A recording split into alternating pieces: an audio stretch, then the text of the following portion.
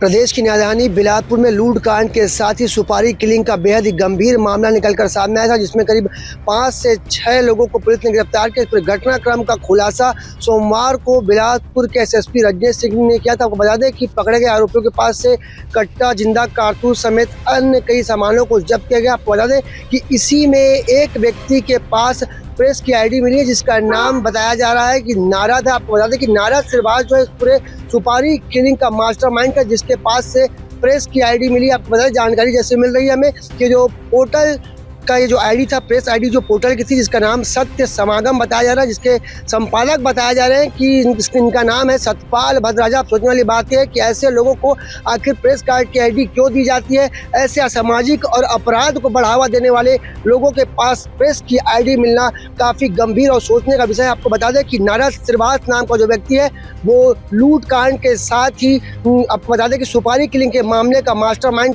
था, जिसके पास से प्रेस की 2 आईडी मिली है। तथा कथित पत्रकार नारद श्रीवास, जिसने इस पूरे वारदात को अंजाम देने के लिए बाहरी गिरोह को बुलाया था। आपको बता दें कि अंतर्राज्यीय गिरोह ने लूट कांड और सुपारी किलिंग जैसी बड़ी वारदात को अंजाम देने के साथ ही अन्य कई वारदातों को अंजाम देने की रणनीति तैयार की थी, जिन्हें नारद नाम का व्यक्ति जो कि मास्टरमाइंड है, उसने अलग अलग जगह इन्हें रुकाया था। कहीं होटल में रुकाया था, किसी को किसी घर में रुकाया था। पर सोचने वाली बात है कि अंतर्राज्यीय गिरोह जो है वो छत्तीसगढ़ में आके बिलासपुर को टारगेट करा, जहाँ पे बड़ी बड़ी वारदात को अंजाम दिया जा रहा है। कैमरामैन मोनू सिंह के साथ जिया खान, सीजी भास्कर।